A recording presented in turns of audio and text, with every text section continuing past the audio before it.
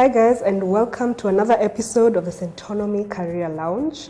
Today I'm sitting here with Sandra, who is a senior accountant at her company.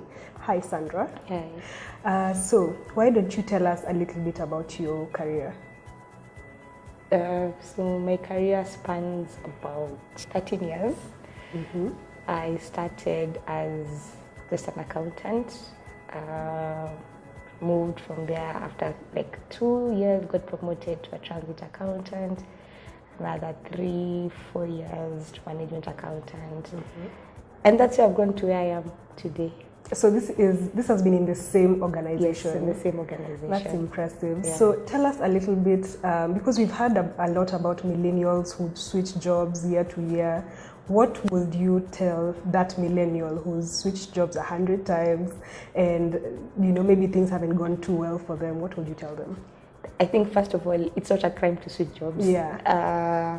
Probably the setup you're in is not fitting for you. Mm-hmm. For whatever reason you might have, it's okay to switch jobs. But then again, there's something to be said for staying for a while. Mm-hmm. The same growth I have had in my company would probably not be where I am in a different organization if I had jumped to 3-4 times.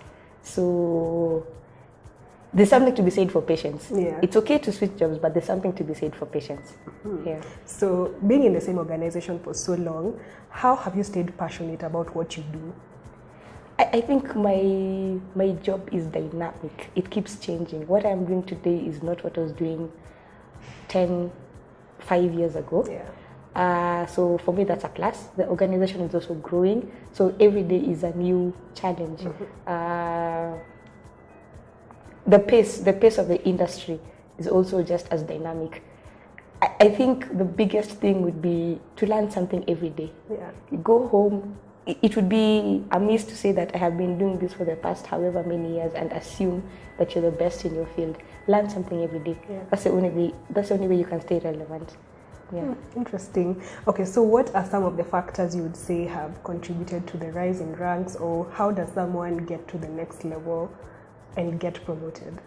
Well, for me, I was lucky because I started with a small company that has grown. Yeah. So we have grown along with the company. Yeah. But also there's your supervisor, your boss has to see that you're working, you know what you're doing, you're passionate about what you're doing. If you're I'm an accountant. So yeah. For me, it's about deadlines and figures and numbers and keeping up that if it is I have to make a payment, then it is done on time. Mm-hmm. Basically, you have to be on top of your game.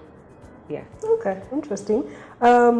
We know that in our careers we make mistakes, or what would you have done differently in your career?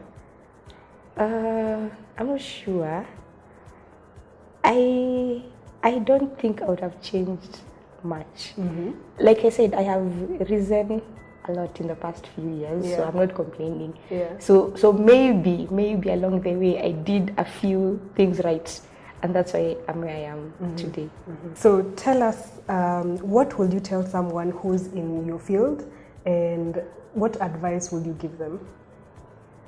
I think accounting it's not an easy thing to be in, but first of all, I think accountants have a very bad rep out there. Like everyone says that if you're an accountant, you're a mean person. I don't think that is true.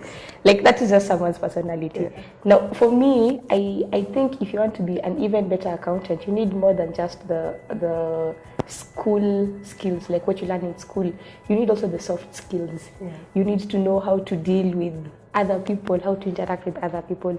You need to know when to say yes and when to say no, because that's one of the biggest things that accountants, which the challenges we face, our work is to control. So when do you say no? When do you say yes? And you need to know that it's also a dying profession. So what do you have to do to get ahead? Yeah. In 10, 20, 30 years, we will not need accountants. Everything will be, mechanized or computerized. Yeah. So what happens to us? So maybe those are the challenges that we should start thinking about now to make ourselves relevant tomorrow. Yeah. Yeah. Okay.